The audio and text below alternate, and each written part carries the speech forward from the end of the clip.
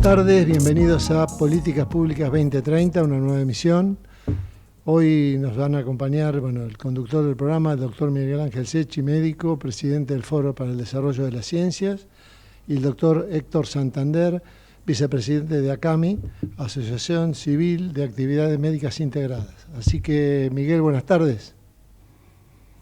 Buenas tardes, Horacio, y gracias por distinguirme con la profesión de médico, pero Abogado, perdón. eh, bueno, hay, hay una gran diferencia a favor de los profesionales de la medicina, pero la producción es tan exigente que es un honor la confusión y la felicitación a tu labor, como decimos antes, durante y después del programa, ya que reiteramos que la grabación de este programa, el que no lo puede escuchar hoy, entre viernes y sábado, se transmite por todas las redes sociales a más de 5.000 direcciones de correo y WhatsApp de todo el país, o sea que la presencia del doctor Héctor Santander es un honor, un lujo, una distinción,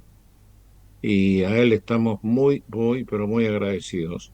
O sea, la producción, el Foro para el Desarrollo de las Ciencias, bueno, y las disculpas perdón, del académico Jorge Neira, que hoy está conferenciando en el exterior. Doctor Santander, buenas tardes. Hola, doctor Secchi, buenas tardes. Buenas tardes, Javier. Gracias por la invitación. Nos conocemos hace muchos años, sin perjuicio de que no nos vemos muy seguidos porque la vida nos cruza cuando es necesario, y creo que hoy es un caso de esos muy, pero muy especial. Por lo menos usted me va a ubicar si la preocupación del grupo Medeos del Foro y la mía y de la producción es exacta, la preocupación y la profundidad de la preocupación. Para hacer una muy, muy, pero muy breve introducción, hoy el invitado es usted, el que sabe es usted, doctor Santander. Yo entiendo, anoté unos puntitos para hacerlo muy breve, que la ley de emergencia económica para el sector de la salud rige hasta el 31 de diciembre del 2024, o sea que estamos a solo 32 días aproximadamente de su derogación, entre comillas, porque la ley de bases así lo estableció. eh, y si no me equivoco, está cumpliendo este año 23 o 24 años de duración. Esta ley o esta emergencia sanitaria alcanza, todavía tenemos un mes para decir alcanza, a todos los impuestos y cargas sociales recaudados por AFIP, ganancias, IVA, provisional, aporte y contribuciones. Ese sería el punto 2. El punto 3 anoté que no incluye aporte y contribuciones de obras sociales, ni seguro, ni accidentes de trabajo. El cuarto punto que me animé a resumir: el requisito es estar inscrito en la superintendencia. El quinto, la AFIP realiza el juicio hasta la decisión, hasta el fallo, pero suspende la ejecución por la emergencia. Sexto, no condona ni exime impuesto alguno, solo suspende las ejecuciones fiscales, producto del punto quinto relacionado anteriormente. Punto 7, esta medida fue necesaria ya que las entidades privadas de salud que atienden al 60% de la población de nuestro país con fondos propios, obras sociales, PAMI, prepagos, sin la menor asistencia económica del Estado. No sé, usted después nos informará si en alguna época excepcional hubo algún aporte, por ejemplo, pandemia. La declaración de emergencia sanitaria reconoció una situación de hecho que puede hacer quebrar a mayoría de los prestadores de quedar sin efecto.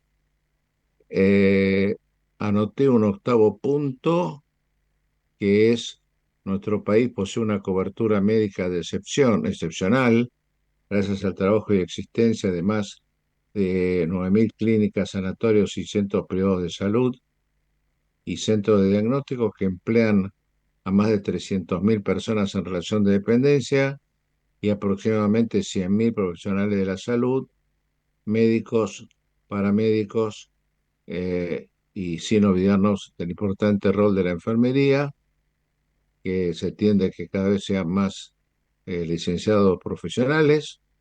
Y tengo un número de camas, todo esto es estimativo porque no estamos muy acostumbrados a los datos duros, pero la capacidad instalada en el país supera las 70.000 camas. Con la disculpa del caso, el punto noveno, puse: el 60% del costo total de las empresas de salud está compuesto por sueldo y cargas sociales, utiliza mano de obra en forma intensiva, mucho más que cualquier otro tipo de empresa, y son 24 horas por 365 días. Síntesis, que puede ser a lo mejor, si el doctor Santander lo avala, al final del programa: la interrupción del régimen de emergencia sanitaria va a poner en peligro, ya está en peligro, la continuidad de las instituciones de salud, del total de sus empleados y de la atención de la población. Esto lo remarco no por motivos de hacer política, llamémosle entre comillas, barata. En la realidad, cualquiera lo puede palpar, atiende a más del 70% de la población del país. Con las disculpas del caso, Héctor, si me permitís, te llamo así, nos conocemos hace muchos años. Con estos puntitos, que los puedo ir refrescando cuando vos quieras, me animé a hacer una muy breve introducción, con ánimo de colaborar en tu panorama, que hoy debe ser preocupante, no solamente la entidad prestigiosa que estás, sino también en la entidad institucional, en ACAMI, si no me equivoco, ¿no? Correcto. Bueno, la palabra es tuya, Héctor. Estamos acá para hacer de colaboradores de los bomberos. Bueno, muchas gracias, doctor. Sí, efectivamente, nos conocemos hace mucho tiempo. Eh, eh, por supuesto que cada tanto nos vemos, pero no con la frecuencia que nos gustaría, seguro. Eh, bueno, para iniciar un poco el análisis de este tema tan difícil para los prestadores, sobre todo de salud, porque, bueno, como bien usted dijo, la caída por la ley base de la emergencia sanitaria ahora el 31 de diciembre deja en alguna medida en riesgo a unas 5.000 entidades de salud de toda la Argentina. En ese sentido, sería conveniente un poco refrescar la memoria de por qué se dictó esta ley de emergencia, que lleva más de 20 años, ¿no? eh, eh, en función de tener un panorama histórico. Esta ley se dictó en el año 2002, en ocasión de la crisis del 2001-2002 y sucesiva, durante el gobierno de Duhalde y bajo el ministerio del doctor Ginés González García. En realidad, digamos, la finalidad de esta ley fue proteger a entidades financiadoras en ese momento del Estado, como PAMI, IOMA y otras, que habían dejado de pagar, digamos, la cuota asistencial, o sea, lo que habían dado todas las instituciones de salud que usted mismo nombró, o sea, por prestador, y acumulaban una deuda que según el gobierno era impagable. Para compensar eso, esa deuda incobrable, se incluyó a las entidades de salud en este régimen, bueno, no lo voy a repetir, pero bueno, con los resguardos respecto a la imposibilidad de ser digamos, por el Estado, por falta de esos impuestos que usted mismo acaba de enumerar. Así que fuimos centrados de alguna manera por la ventana como para compensar esa deuda incobrable que tenían las instituciones. Es el origen digamos, por lo menos de la presencia de las entidades prestadoras en este régimen de emergencia sanitaria. Lo cierto es que, si bien están por ley el Estado inhibido de iniciar acciones judiciales contra nosotros, lo cierto es que la deuda se iba sumando, o sea, no estaba perdonada, sino que simplemente se decidió inhibir el embargo o el enjuiciamiento por deudas previsionales o deudas de aportes, contribuciones y otros impuestos. Ese un poco es el origen de la ley de emergencia sanitaria. Hoy día, para tener, y reiterando un poco los números que usted mismo dio, el sector de la salud es el mayor empleador en blanco de la República Argentina. Contando sus empleados, porque claro, cuando uno empieza a enumerar cuántos empleados tiene, bueno, uno puede tomar empleados en relación de dependencia solamente, y ahí por ahí el número es bajo, pero si uno computa todas las entidades que están como bajo el régimen de la salud, ahí les digo, enfermeros, médicos, paramédicos en general, para no hacer una descripción de cada una de estas actividades, pero se agregan entidades, por ejemplo, eh, toda la gastronomía, que da servicio a los hospitales, la seguridad, que también tenemos que incluir como dependientes directos de los presupuestos de cada institución. Todo eso representa unos casi 1 millón de empleados en blanco. Es el número como se va expandiendo. Esto, bueno, y como bien decía, también este tipo de empleo es un empleo regularizado, en blanco. Si uno agrega a este número todos digamos, la industria, los proveedores de insumos, ya fuera, ya digamos, no en forma directa, sino en forma indirecta, todos los que aportan, digamos, o contribuyen a que el servicio se pueda prestar, bueno, realmente el número se agranda a una cifra más que interesante, ¿no? Así que hoy día la posibilidad de la caída de la emergencia sanitaria, si bien se creó una moratoria a la que podrían, de alguna manera, subir Adherir.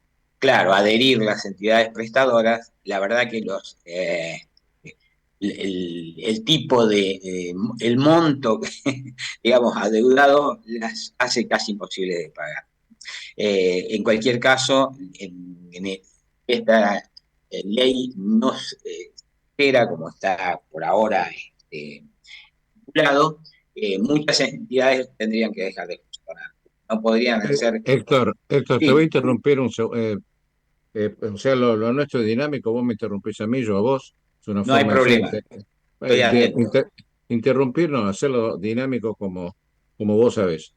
Los números que puse yo de entrada, que los manejo en un país donde los datos duros no estamos muy acostumbrados, te pido que si vos alguno de los enfoques no coincidís, también lo consensuemos, lo hagamos saber a la gente, porque no tenemos, yo por lo menos, o nuestras entidades, no tenemos una base de datos, reitero, que nos permita un análisis, esto para que el público que eh, el efector de salud está acostumbrado a esto, pero no posiblemente también este programa se dirige a pacientes, familiares, a la gente que usa los servicios de salud.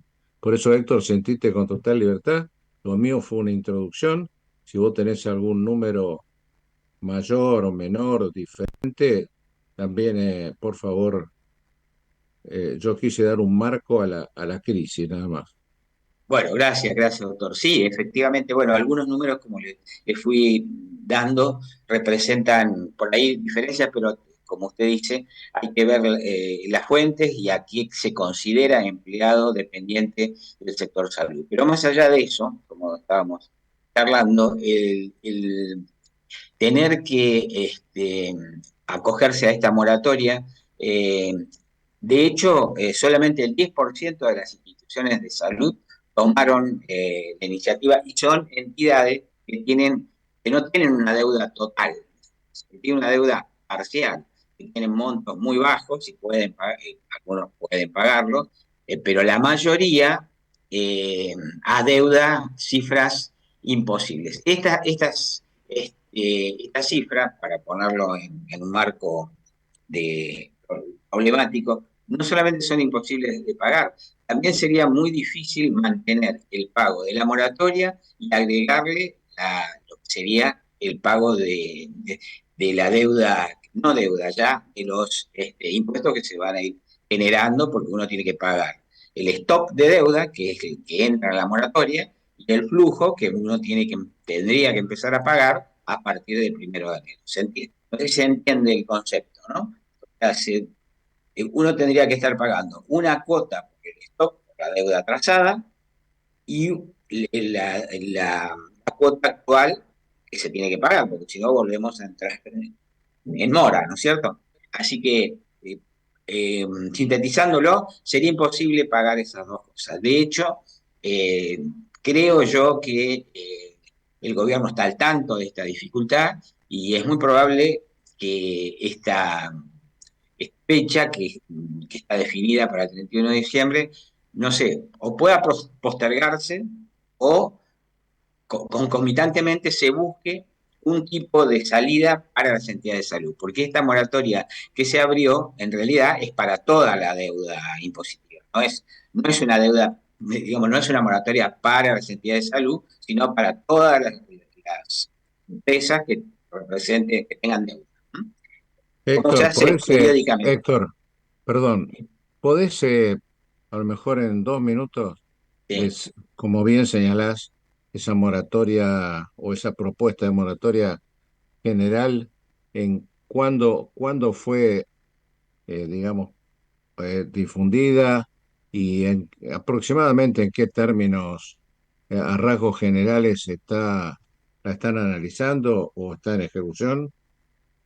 Bueno, la moratoria se lanzó desde el inicio de este gobierno con diferentes quitas, ¿no? Dependiendo del momento en que cada deudor entrara en la moratoria. Arrancó con eh, algo parecido a lo que se hizo con el blanqueo. Es decir, si uno entraba, vamos a poner, no tengo las fechas precisas, pero si uno entraba en la moratoria en el mes de mayo, tenía una quita del 40% de la deuda. Al mes siguiente bajaba a 20, después a 10, y bueno, el que tomó todo el plazo y entra en el mes de diciembre no tiene quita.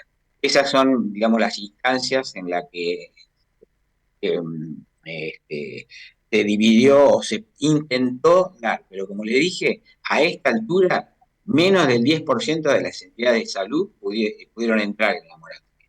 Te hago una pregunta, Héctor. Sí, Si una entidad en mayo, abril, sí, junio se adhería a la moratoria general, digamos, sí.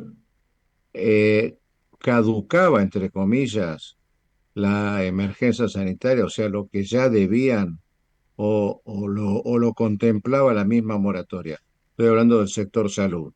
O sea, o quedaba vigente la emergencia sanitaria y estoy entrando en una moratoria O sea, para que quede claro, si yo me adhiero a la moratoria y me están contemplando 23 años de deuda, o, o, o a lo mejor inclusive con pagos parciales, o una deuda, y a partir de ahí empiezo a pagar, o como bien vos señalaste, porque eso es muy importante, tenés una doble deuda que asumir. No, la deuda es por todo el periodo en que no se pagó. Entonces, a partir de la caída de la ley, uno tiene que pagar la deuda en los términos que acabamos de decir y empezar a pagar el tributo por el tiempo actual. Por ejemplo, en enero tendría que pagarse la cuota de la moratoria y el impuesto que corresponde. Ahora, aportes y contribuciones que se generan por el ejercicio del mes, ¿cierto? O sea, que uno ya empieza a aportar también, o sea, deja, no sé si me No, hago no, no, entender. te entiendo perfecto. O sea, la Bueno, moratoria más más lo que se empieza a devengar a partir exactamente, lo de que se empieza a enero. devengar. Ese es el término. De ¿Y manera que en qué condiciones fue ofrecida la moratoria en cuanto a cuotas, quita, que vos ya algo no, anticipaste? las quitas presentadas fueron importantes, como lo relaté recientemente, pero son impagables igual, doctor, porque la cuestión es que hoy el sistema está más que ajustado. Entiéndase bien, por ejemplo, los precios, ahora yo después le voy a mostrar un gráfico en el que hay una corrida de los distintos indicadores que medimos para comparar la evolución de los precios de la salud. eh, eh, estos indicadores muestran que, por ejemplo, el, el dólar, vamos a decir, la evolución del dólar está por debajo, por ejemplo, una de las cosas que más impactan hoy día en el costo, aparte de lo laboral, que como usted bien dijo, representa el 60% del egreso de una institución de salud, el segundo insumo más importante justamente son medicamentos e insumos. Y estos tuvieron un incremento fabuloso. Ahora, no sé si Javier puede poner en pantalla un gráfico que yo le envié. Ahí está. Ahí ustedes van a poder apreciar cuáles son los indicadores que están. El primero de todo es el de medicamentos. Los medicamentos, tomando siempre como base cero el inicio de la ley de regulación de las empresas de medicina prepaga que ocurrió en el año 2011. Este gráfico toma los valores a partir del 2012 hasta el mes de octubre de este año. Usted puede ver que el incremento, la evolución incremental de los medicamentos lidera, bueno, lidera el ranking. 35.000 eh, 25.000 puntos aumentó tomando como base cero el mes de año 2002. De ahí para adelante vienen otros indicadores. Vienen el dólar blue, el dólar real, digamos, el dólar que tienen que tomar, el dólar, creo que estuvo el dólar Sí. estuvo y está todavía en un precio distinto al dólar blue, ¿no?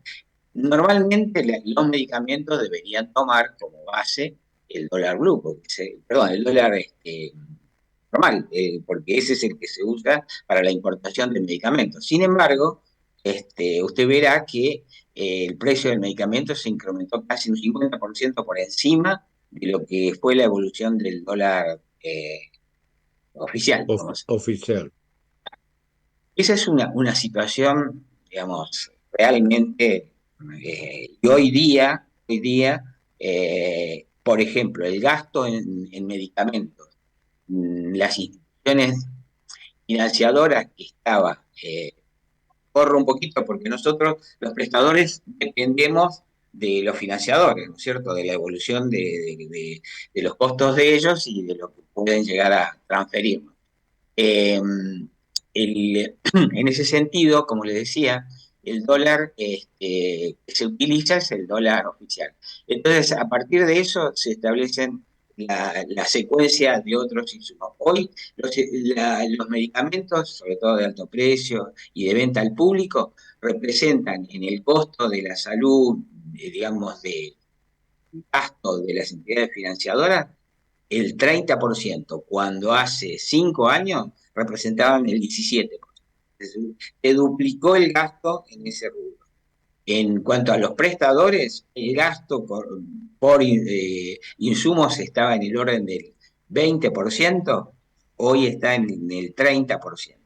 ¿Qué quiero decir con esto? Bueno, después viene una secuencia de, bueno, del incremento del IPC, bueno, el indicador más importante es el IPC, pero también viene la cuota de los financiadores, el incremento paritario, es decir, lo que se va incrementando los sueldos de los empleados que están en relación de dependencia.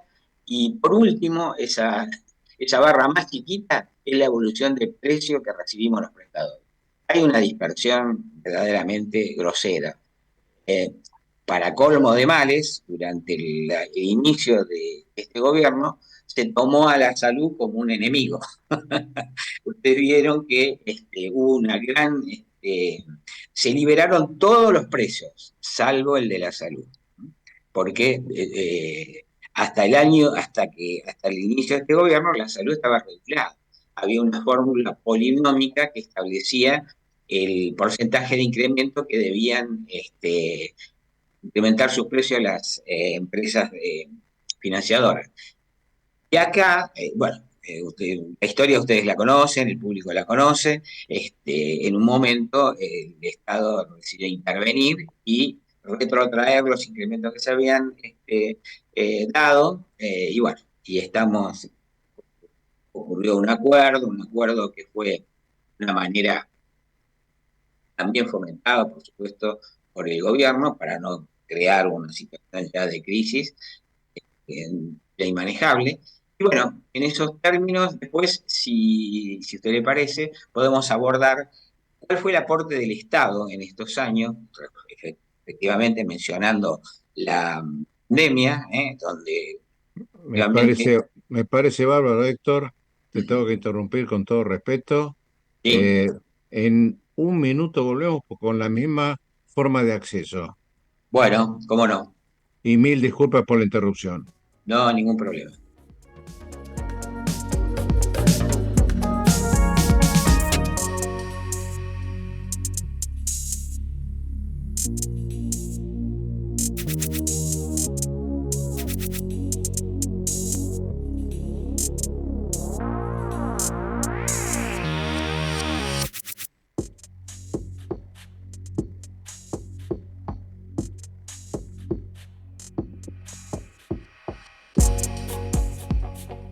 Ecomedios.com AM1220. Estamos con vos. Estamos en vos. American and Merit Hoteles. Primera cadena hotelera argentina. 3, 4 y 5 estrellas. Más de 20 destinos de Argentina y el Cono Sur. Aprovecha el código promocional Puro Branding con el 10% de descuento para los hoteles American Córdoba Park, American Executive Córdoba, American Buenos Aires Park, Merit San Telmo y American Executive Mendoza Hotel hasta fin de año. No válido para fines de semana largos. American and Merit Hoteles. Informate en ecomedios.com. Seguinos en TikTok, @ecomedios1220.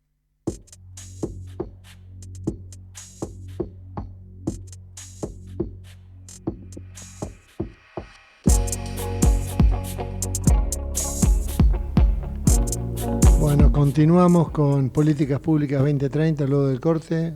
Miguel, tenés la palabra. Doctor Santander, nos llegan preguntas que hacen a lo que venías diciendo. Un integrante del grupo, el doctor Borrones, que está siempre muy informado y preocupado, igual que nosotros, por yo creo que estamos pasando, probablemente pasemos emergencia sanitaria a la catástrofe sanitaria. Perdón, no quiero ser efectista, pero sí hay que hacer un serio llamado a la población y a al gobierno para que evalúe rápidamente esta situación. En eso coincidimos, ¿no? Por supuesto. El doctor Borrón dice, muy interesante el dato del doctor Santander respecto a que el precio de los medicamentos evolucionó un 50% por encima del dólar de importación desde el 2012 hasta octubre del 2024, representando actualmente el 30% del gasto de las entidades de salud. Este dato, ¿qué reflexión le genera? Yo creo que en parte lo respondiste, pero a lo mejor podés agregar algo más. Sí, por supuesto. Bueno, cuando hay un valor a repartir, es decir, usted sabe que en economía dice los recursos son finitos, ¿no? Lo que es infinito en este sistema es el grado de cobertura. La Argentina es el único país del mundo que por una cuota tiene la obligación de dar eh, cualquier tipo de tratamiento o medicamento que esté disponible. Con eso quiero decirles que hay medicamentos de última generación que pueden costar hasta $2 millones de tratamiento de una persona, de una sola persona. A Volviendo a la propósito de inversión, una canasta denominada PMO que la Corte ha dicho que es un piso y por lo tanto que la entidad financiadora y prestadora tiene que estar evaluando cómo hacer milagros para cubrir esa jurisprudencia, para llamarla de alguna manera. totalmente. Usted, bueno, usted que es abogado, sabe los costos de la judicialización, que fueron progresivos también, ¿no es cierto? Acá, volviendo un poco a los indicadores que les estaba mostrando, el segundo valor que estaba en el gráfico que les envié, en realidad es el costo estimado del PMO, porque el PMO tiene, de alguna manera, es un continente, pero resulta que, como usted bien dijo, el PMO es un piso, en cualquier momento aparece tratamiento. Hay 70 leyes de cobertura de enfermedades, 70 leyes que, entre las más conocidas, bueno, la, eh, la cirugía para la obesidad,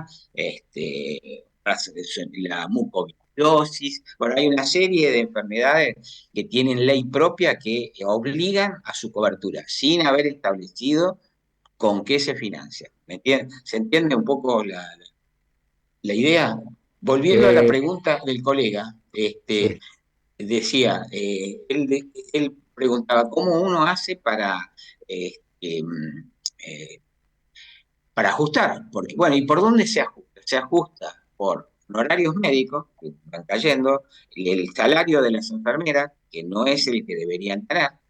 Ahí usted va viendo en los gráficos, el salario está 3 columnas por debajo de los otros indicadores. En el mismo sentido, la calidad se resiente, porque uno tiene que empezar a utilizar equipos. O sea, como todos sabemos, los equipos que utilizan para los diagnósticos en salud tienen que actualizar, tienen un periodo de vida útil y uno los tiene que actualizar. Bueno, por ahí se ajusta. ¿Entiende? De esa manera uno va perdiendo calidad en el tipo de prestación y por el otro reduciendo los ingresos de los médicos y de los enfermeros, es decir, de los trabajadores de la salud. O sea, por ahí se ajusta el sistema, porque el sistema sigue vigente. Digamos, no, por suerte hemos resistido la pandemia, y seguimos sobreviviendo. Pero si esto sigue, si sigue este tipo de, o se activara, por ejemplo, o se desactivara la ley de emergencia sanitaria, ahí sí entraríamos en un embudo que podría llevar. ¿Qué pasa con esto? ¿Dónde van a ir esos enfermos? En realidad, 7 de cada 10 personas se atienden en el sistema público, entre 6 y 7, pongámosle. Esa gente debería concurrir a los hospitales públicos. Los hospitales públicos no están en buenas condiciones hoy para aportar ese tipo de tratamiento. De manera que estamos en un momento difícil, pero yo creo que tenemos que poner un una esperanza, digamos, a este sistema. Como le decía antes, entiendo que el gobierno se va a hacer de esta situación y que probablemente extienda este periodo, no para, este, hay un proyecto o pedido, por ejemplo, de que los prestadores puedan devolver eh, esta deuda con prestaciones al sistema público. No sé si se entiende. En vez de pagarla en efectivo, digamos, hacer una contribución con prestaciones que pueda necesitar el sector público y que, bueno, que de esa manera los deuda por deuda impositiva pueda ir cancelándose. Y así otros proyectos. La deuda impositiva de las entidades prestadoras en realidad ni siquiera figura en el presupuesto. Como, ¿entienden? O sea, ellos creo que Sí. la consideran una pérdida ya y ni siquiera está considerada en el presupuesto. De manera que lo ideal sería que en realidad nos quiten determinadas, por ejemplo, el IVA a la salud. El IVA es un impuesto que los prestadores no pueden trasladar, porque de alguna manera somos consumidores finales para todo lo que compramos. No lo podemos trasladar. Este, nuestro eh, sería en realidad el consumidor final. Bueno, y así hay una serie de cosas que van contribuyendo a este deterioro. Pero como le decía antes, para poner a ver, un punto de esperanza, lo primero que necesitamos es, como dicen todos los empresarios, que no saquen el pie de encima, ¿no? Sabemos que la salud es una obligación del Estado. Nosotros los prestadores en realidad hacemos gestión privada de la salud, pero no, el servicio de salud en sí mismo representa una obligación del Estado. Es muy parecido al modelo de la educación. Usted sabe que la educación privada en realidad representa, digamos, la gestión, en este caso de la educación, a través de entidades privadas, que en este caso sí reciben subsidios, porque el Estado interpreta, como dije antes, que la educación es una obligación del Estado, como lo es la justicia y la seguridad, ¿no? Las cuatro obligaciones, por lo menos constitucionales. En el Eh, caso de la salud, no solamente no tenemos descarga impositiva, sino que no tenemos tampoco ningún subsidio. Para terminar este concepto y abarcar el tema de lo que fue la pandemia, en ese periodo, como ustedes saben, los trabajadores entraron en una situación gravísima.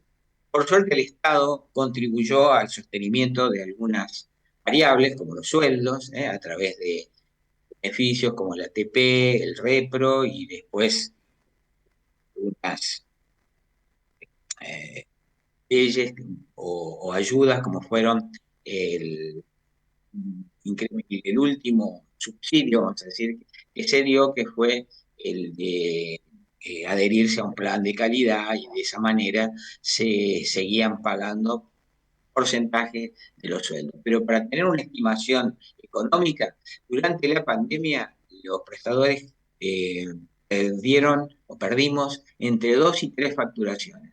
Y el subsidio que recibimos, eh, sumado en todo su trayecto, representa una factura. Es decir, prestadores están una facturación entera perdida, ¿no? Así es más o menos el panorama económico. Héctor, yo te quiero hacer un agregado, no agregado, sino una no, vos no necesitas ningún tipo de ayuda porque conoces el tema hace más de 30 años, lo cual no habla de tu juventud, ni mucho menos habla. Yo te cuento esto, mira, el grupo nuestro, que es el Foro de la Ciencia y el brazo, el capítulo médico Grupo Medeos, somos alrededor de 50 y por supuesto vos estás invitado a concurrir, a Gracias. comparecer. y a participar cuando vos quieras. Pero yo ahora te redoblo la apuesta porque en programas anteriores y relacionado con lo que vos estás en forma muy valiente y concreta diciendo, porque acá hay que ser valiente para decir, digamos, cosas concretas. Nosotros hicimos programas de radio que decíamos respecto a la pandemia del aplauso, por ejemplo, a la indiferencia. O Sí, sea, poníamos títulos de alguna manera efectistas para que llegue, eh, para que llegue a la población también. Eh, en el anuncio del programa de hoy, y acá te doy pies, aunque vos no lo necesites, dijimos así: en el programa radial de la fecha analizaremos y colaboraremos en la visibilizar la muy grave problemática a producirse ante el vencimiento de la emergencia sanitaria. Rogamos vuestro acompañamiento demostrando a los tres poderes del Estado las perjudiciales e irreparables consecuencias de tamaña decisión luego de 23 años, y acá viene un punto que para mí es fundamental, y sin la imprescindible red de salvataje y progresividad, no solo en defensa de la continuidad de la atención en los centros, sanatorios, clínicas, sino muy especialmente en un real estado de abandono de pacientes y familiares cercanos de los mismos. Y concluimos porque no invitamos a la pelea. Es de desear que sin apresuramientos ni confrontes innecesarios, las políticas públicas en salud permitan la trazabilidad vivencial tanto del centro asistencial estatal así como de los privados, y que ambos, de la mano de la sustentabilidad, calidad y equidad, concreticen la dinámica de la inclusión de toda la población de nuestro país. Es decir, te lo sintetizo en dos palabras, aunque vos obviamente no lo necesites, pero sí el que puede estar escuchando. Acá, según nuestro criterio, hay un estado no ausente, es un estado desertor de hace mínimo 50 a 80 años. ¿Estamos de acuerdo? de acuerdo.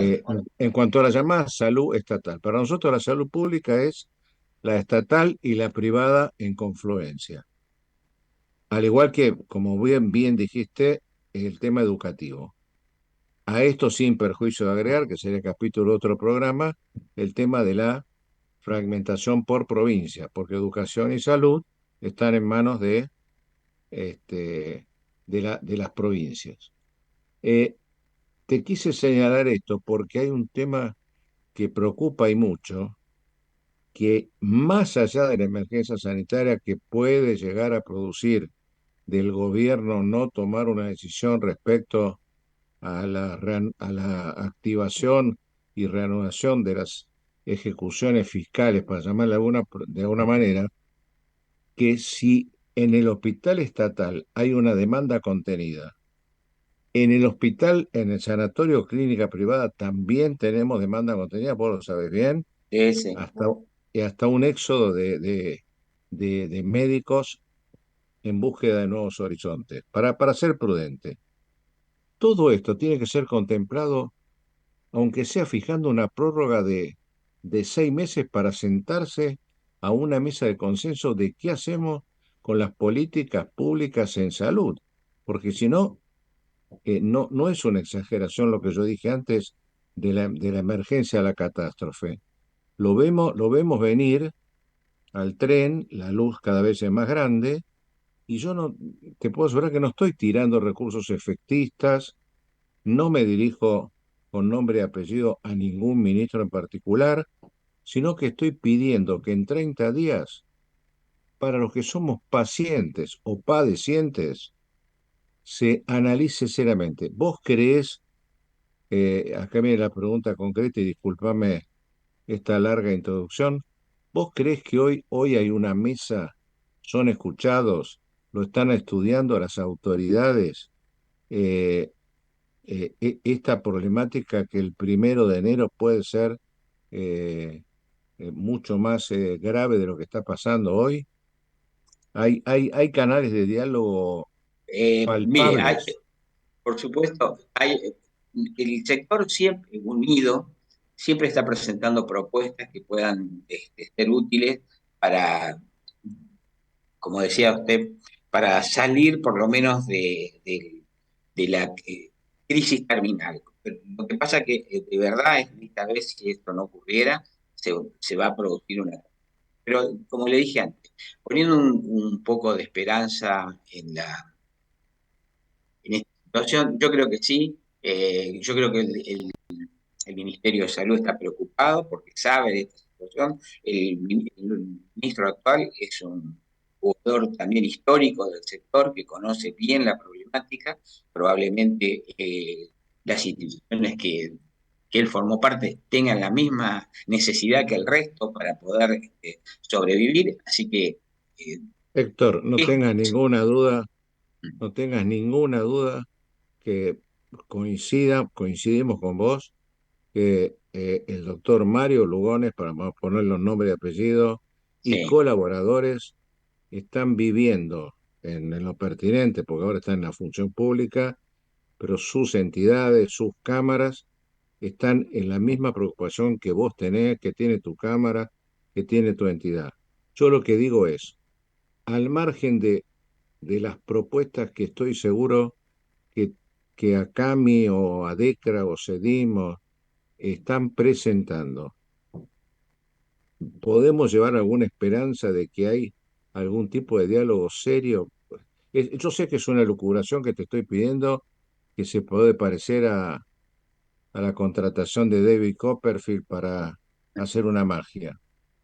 Eh, lo están estudiando, ¿se puede colaborar de alguna manera que las entidades aporten más datos? ¿Estamos teniendo defectos de comunicación? Entendeme, siento como una suerte de deuda, impotencia que todas las entidades deberíamos no confrontar, no hacer actos violentos, ni mucho menos, pero por ahí están necesitando las autoridades decirle a la población, señores, el 1 de enero a los turnos que tardan 3 meses, se va a agregar que no va a haber turnos porque los sanatorios van a estar cerrados. Será en febrero, será en marzo. Estoy exagerando mucho, Héctor. Te dejo los últimos 10 minutos para vos. bueno. Insisto, creo que tenemos que poner un marco de esperanza. Creo que el ministerio tiene en claro la situación del sector y usted me pregunta concretamente, ¿hay un diálogo interparis? Por ahora, lo que hay son propuestas del sector y acompañamiento por parte del ministerio. Entiendo que, como vengo diciendo en forma reiterada, este periodo se va a alargar, sin duda, porque si no, nadie quiere que el sector colapse. No le conviene a nadie, no le conviene al gobierno, no le conviene a nosotros, obviamente, y a los pacientes. De manera que, por lo menos, hay una unificación de necesidad que hace que todos tengamos el mismo problema.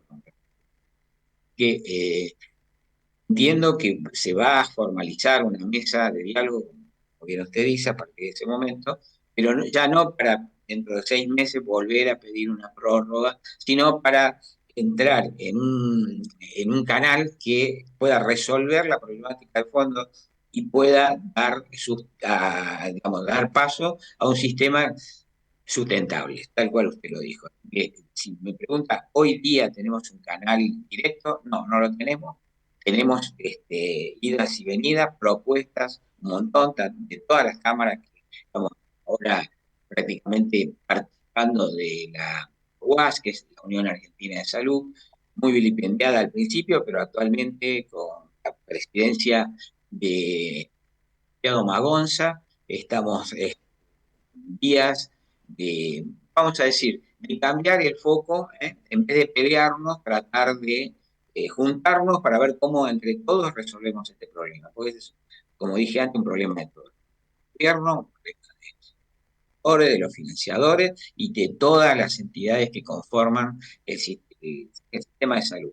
Así que en ese sentido, eh, estoy esperanzado, como todo el sector, por las necesidades de la población. Yo creo que este gobierno también con su mirada de gestión privada más eficiente que la gestión estatal, está tratando también de desplazar justamente una gestión eh, estatal hacia la gestión privada. Me refiero al manejo de hospitales públicos, nacionales, que están integrados son directamente nacionales, como el Posadas y otros, los del programa SAMIC, que como ustedes saben reciben presupuesto Sí. nacional, provincial y también en algunas ocasiones municipal. Pero obviamente el problema está en la gestión, porque uno puede tener el recurso, pero utilizarlo mal.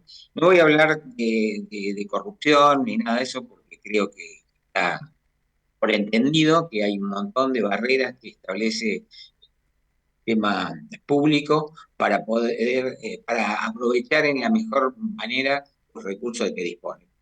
Un poco tenemos que dejar de manifestar que los hospitales públicos tienen estructura y equipamiento adecuado, pero tienen mala gestión.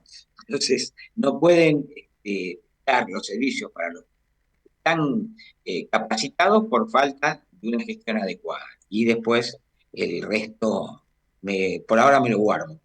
Trataremos de poner un grano de arena a todo para ayudar al Estado a gestionar. Y por último, quiero decir, y respetando el concepto que usted eh, mencionó, es la pérdida de los recursos humanos. Los médicos actualmente son un recurso no escaso, escasísimo. No, no tenemos médicos para completar los planteles de guardia. Los especialistas calificados se están yendo a otros países por una cuestión de honorarios. Bueno, nunca se trabajó en red y la famosa integración público-privada siempre fue un enunciado vacío de contenido. De manera que estamos en este momento en una oportunidad histórica para hacerlo, estableciendo desde trabajo en red, como puede ser para graficarlo. Hoy día, tomemos un servicio, la obstetricia. Los partos en la Argentina decrecieron en casi un 50%. Va a ser muy difícil que todos los sanatorios privados puedan mantener una maternidad. Vamos a tener que trabajar en red y alguien va a tener que tomar la responsabilidad de dar ese servicio y otros de dejarlo, porque no lo podemos sostener. Hoy día, la institución a la que yo pertenezco, por ejemplo, pasó en 5 años de 190 partos a 90, o sea, la mitad. Eso es una crisis que va a llegar al sistema. Hay instituciones que ya han cerrado sus maternidades y bueno, eh, como veo que el tiempo está terminando, le dejo dos reflexiones. Primero, un marco de esperanza, porque creo que juntos podemos salir de este atolladero. Entiendo que el gobierno está atento e informado y que va a dar una solución o va a colaborar con una solución a este problema. Y por último, lo que acabo de decir. Tenemos que trabajar en red. Ya la competencia no es un elemento que somos los argentinos bastante individualistas, tendremos que ceder a lo que son las circunstancias. Nadie va a sobrevivir atendiendo a todas las especialidades y todos los servicios que tenemos. Así que seguramente la salida va a ser un sistema que trabaje en red. Bueno, no sé si usted quiere agregar algo o preguntarme algo en Yo, yo, particular. yo me permito agregar algo adhiriendo, adhiriendo absolutamente a la palabra esperanza. Sí creo que tenemos 30 días para ejecutar la esperanza a la que tú te refieres y lo veo muy escaso. Creo que hay que acompañar a las autoridades de salud, sea del Ministerio o Superintendencia, a que otros ministerios como la motosierra de Sturzenegger y la de Caputo, esto lo asumo personalmente, no solamente se fijen en el tema de la inflación o del déficit fiscal, sino que también la educación y la salud hoy necesitan por lo menos unos 6 meses de diálogo, de sentarse a la mesa con abriendo los costos con sinceridad, con la honestidad que los caracteriza a ambos sectores. No tenemos que abrir una brecha entre el estatal y el privado, pero sí estamos muy preocupados, y ustedes sé que lo comparten, que a partir del 1 de enero, o será 1 de febrero, cuando abran los tribunales, las ejecuciones fiscales llegan a- a ser procedentes, ahí nos vamos a ver una situación de crisis mucho más agravada. Héctor Santander, muchísimas gracias, y esperemos que sean convocados ustedes como instituciones y cuenten con nosotros para cualquier tipo de colaboración de, de todo tipo. Tenemos un Plan Nacional de Salud hecho en el año eh, 2015, por supuesto con necesidad de ser actualizado, pero acá no es solamente cuestión de hablar, sino también de hacer, de presentar trabajo como ustedes los están haciendo. Hugo Magonza fue uno de los artífices dentro de ese documento, así que estamos a la absoluta disposición y creo que, me animo a decir, tenemos que ayudar a las autoridades de salud de todo el país a que el tema de los sanatorios, clínicas y centros de diagnóstico privados no se vean ante la alternativa de cerrar o dejar a la gente en la calle. Santander, se me acaba el tiempo. Mi más profunda admiración por tu puntualidad en las citas y sobre todo en la valentía de dar la cara. Bueno, muchas gracias a ustedes, doctor. A sus órdenes, ¿eh? Igualmente.